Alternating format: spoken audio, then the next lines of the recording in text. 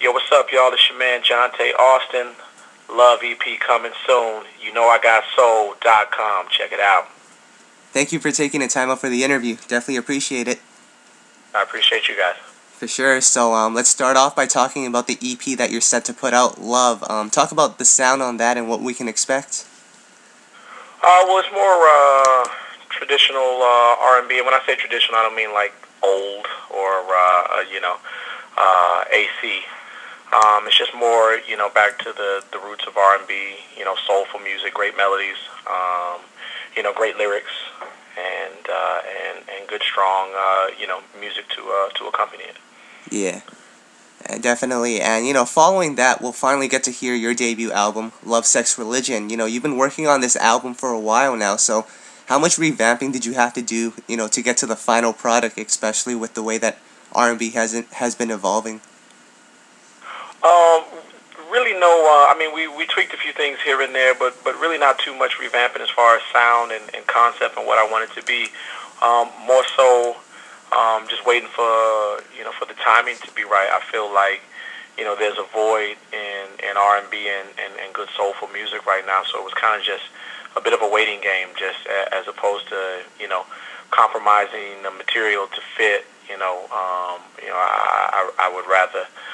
And I'd rather, wait it out to, just wait for the timing to be better. That way the music can, keep its integrity. Yeah, definitely. And, you were supposed to release your debut album back titled Ocean Drive a couple years back, but it never got a chance to come out, so why do you feel like the album didn't come out? Well, there was a lot, not necessarily politics, but just, a few things needed to line up. The single "Turn It Up" was really starting to take off and getting some traction. And then Jermaine Dupree and the production company So Def decided to part ways with Virgin Records at the time. So then it kind of turned into a logistics problem or issue, I should say. But I mean, the album was ready, and so unfortunately, it was not meant to come out at that time. Yeah, and from the songs that I've heard from there, like "Turn It Up," "The One I Got Away," and "If I Was Your Boyfriend," it seemed like you had a lot of great songs on there. So, what do you think people missed out on the most? Because that album didn't get to come out. As you said, I think the songs, I think the material was really good as well. And fans of R&B and soul music, I think that's really the biggest thing that they kind of missed out on to get the full experience of what we were trying to do with Ocean Drive. I would say that's the biggest thing. Okay. And what's different for you this time around? Like, what's the mindset compared to when you were recording Ocean Drive? It's a lot less pressure, and I've grown as a person, as an artist, as an individual. Definitely a lot more to write about. I feel tapped in, and really dialed in as far as what I want to say in my songs artistically. So I think it was all for the best to kind of give myself a few years to just have growth. That's the biggest difference between this upcoming project and the previous one. Okay, cool. Just wanted to get into your writing a little bit, but just to cap off your solo stuff, what motivates you to continue with the solo career? Because, you've had so much success writing, and you can pretty much just live off that. So what motivates you to continue pursuing the solo career? Well, again, I love it. It's a passion, and I do feel that there's a void missing, and, it kind of is at the point where, in addition to the love, it's like the love for the craft. I kind of have a passion and a view of what I think R&B should be. So as opposed to sitting around saying, "Oh man, well such and such should be doing this," and man, that'd be great if somebody had a song like this. I figure, why not me? Yeah. I've actually had a chance to speak with Kendrick Dean, who I know you've worked with in the past, and one thing that he told me about your writing process is that you pretty much just freestyle a song from beginning to end. So can you just kind of take me through that writing process of yours? Yes, and I mean Kendrick is amazing too. I just kind of toss around melodies and and go back and forth, and and I'll just hum it out and let the words come to me. Sometimes the hook will come first. Sometimes the verses will come, or sometimes I'll have something that I think is the hook, and I may change it around. I don't really write anything down, like as far as pen and paper. I just kind of go in and just let it flow and let the process kind of dictate itself. All right, cool. And I've also spoken to different writers, and they've always said that one of the most important aspects of writing is choosing the right production. So, what's your approach to that? Like, how do you decide what production to write to? I let it. It's a feeling to me. I think that's the main thing. If I hear music, and I may hear something completely different than another writer would hear, and vice versa. So it's really just the initial feeling. It's hard to fight it when something hits you, and it's hard to force it when something doesn't. So that's I just really kind of let the goosebumps, or lack thereof, kind of dictate. If it's something that I'm into. Yeah, cool. And in the mid 2000s, you had a lot of consecutive hits for Mariah as well as Mary J. Blige. So, do you think that sort of success can be replicated, or was it more so the timing? I think it's probably yes to both questions. It was definitely a lot of timing, and just kind of a perfect storm, especially to have two legendary artists who were already legends before they ever met me, and to collaborate with them and have it come out. I think it was kind of a perfect storm. It can't be duplicated again, but I had no idea that those two songs, from Mariah and Mary respectively, were going to be as big as they were. I thought that they were great. I thought that they were hits, and I was confident that they would do well, but just not as I don't think anyone can predict that kind of success. As far as once you start getting to the 14 weeks at number one, 15 weeks at number one, ASCAP Song of the Decade and Billboard Song of the Decade, with Mariah, that's not anything that anyone was saying in the studio that night when we were listening back to the record. We just knew it was a good record, and I think that's the best way to approach it. History would be nice, but ultimately we just want to make a great product that we're confident in, and ultimately it's the people that decide, whether or not it will go down in history. Yeah. And, through those hits, what kind of doors did that open up for you? Because I know in the early 2000s you had a lot of placements, but it seemed after 2005, 2006, people started labeling you as a hit songwriter and one of the best in the industry. So what kind of doors did the songs that you write for Mariah and Mary J. open up for you? It definitely opened up some doors into some different genres, and so it was, and it kind of, like you said, you spoke of the placements that were already there, and to the industry, it was, okay, we knew that this guy was good, and these hits kind of, really put him in that, top, one or two writers, in the genre to go to. And so it just kind of,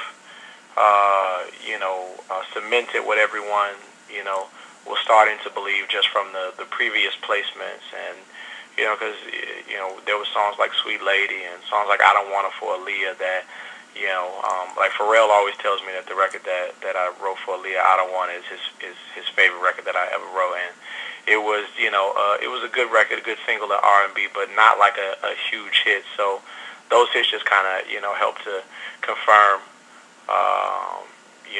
the potential that everyone was hoping was there. Yeah. And with the way R&B is now, with sales declining, I know that's affected a lot of different artists, but has that impacted you as a songwriter? No, because I believe in staying true to the craft. I can't look at, and I mean, it's not a slight to any other genre of music, and, so I won't call names as far as genres, but I can't look at this genre as someone who writes primarily in R&B and say, well, maybe, I need to be this kind of a writer, or maybe, I mean, you can always, I think music, has crossed genres enough to where you can incorporate different things into your music, and people have done that, since the beginning of the music business. But I think part of why R&B is in decline, or has been in decline, is a lot of artists they're not doing R&B. Yeah. I mean, you have a lot of R&B artists who are not doing R&B music. So I think when you get an artist like Miguel, I think that's where a lot of his success comes from, and why people like it, because he's just doing great R&B music. He's not, trying to do something that's big in Europe or big in Japan or big, and those things are nice. Again, no slight to them, but, R&B artists, your base is in R&B, and then we kind of, branch out. I think, historically, just in my own opinion, I think R&B and hip-hop culture,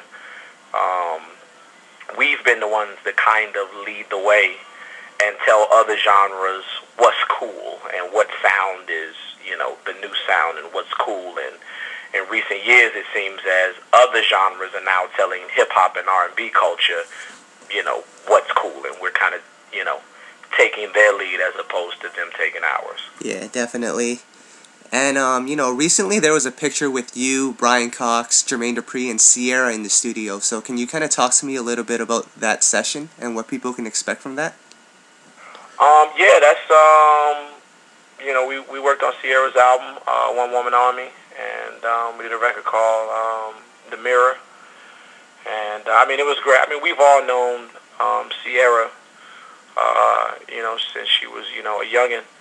In Atlanta, so those things are just kind of like working with family and being in the studio and clowning and making jokes and and all of that stuff. So but the song, I like it. It's a good record, good mid tempo, kind of feel, and the subject matter is kind of sexy. So we'll see how it does. Cool. And if I could, because I'm a huge fan of your writing, if I could just list out some songs, and if you could just give me some background on it, or anything you remember about writing it or being in the studio session with the artist. Okay. The first one is the song that you did for Nivea, No Doubt. No Doubt. Wow. Yeah. Man, that was a while ago. I remember writing the record, but there's nothing really that stands out. The record was I remember doing the record, but no, I don't even remember the process or anything. But wow, you really do know my catalog. Yeah.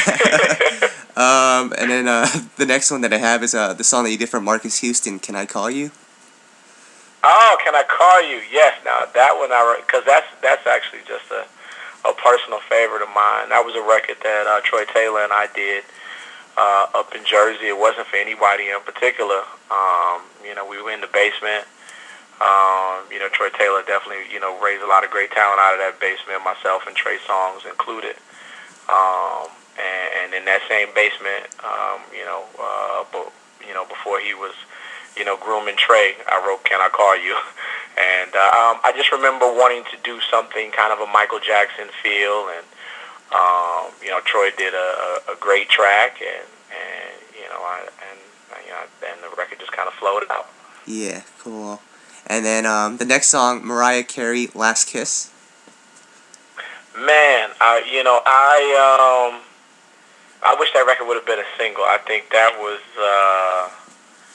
I remember that process, and the process with MC and JD is it's always fun, because we're in there, just throwing out the craziest lines and things that you would never think that goes on in a Mariah session. Mariah is like super cool and laid back and fun to work with. The process, we had the concept of the last kiss, and after a few jokes and a few glasses of Pinot Grigio. Yeah. That's where the last kiss came from. Okay, cool. And then the last one that I have for you, this is actually one of my personal favorites. It's Trey Songz, Patron. Oh man, yeah, that never came out, man. That was that was just a record. We just wanted to do some kind of sexy and kind of little street R&B, if you will. That we did that here in Atlanta, and yeah, I just at the time was Patron shots were big in my life, and I wanted to give them their due recognition. Okay, cool. And I mentioned that you worked with Sierra earlier this year. Who else have you been writing for? Because we haven't really heard you too much this year. Yeah, I did some. Well, I've been primarily focused on myself, and but I have some stuff in the pipeline from with Don Drea, Marcus Canty, my man Sterling. So there for Kelly Rowland. So a couple things are in the works and coming down the pipeline. Okay, and from the people that you mentioned, aside from Kelly Rowland, they're all newer artists. Is that something that you're looking to do more in the future, just working with the newer artists? Yeah, well, I love it. I mean, working with established artists is great. I mean, it's just and Jermaine and Brian and I, we also worked on the upcoming Mariah Carey project as well. But those projects are great, but those artists are already established, and there's you just add what you do, and occasionally you make a hit, you make some history, with like a Mary J. Blige or with a Mariah, but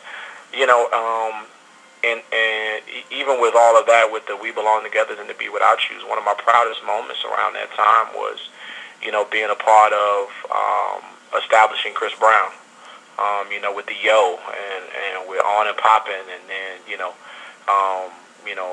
helping him follow up with with You, because when myself and Sean Garrett and others worked with Chris, he was a brand new artist, and those songs. I mean, and of course, it's not all us. I mean, the talent has to be there, and he's an incredible talent. But that's actually one of the things I'm proud of, to be a part of a brand new artist, and my songs help turn them into household names. Yeah, definitely. And just lastly, you've had a chance to work with so many different artists throughout the years. Is there one artist that you're still looking to work with? I would love to be in a room with R. Kelly and just see what we could do.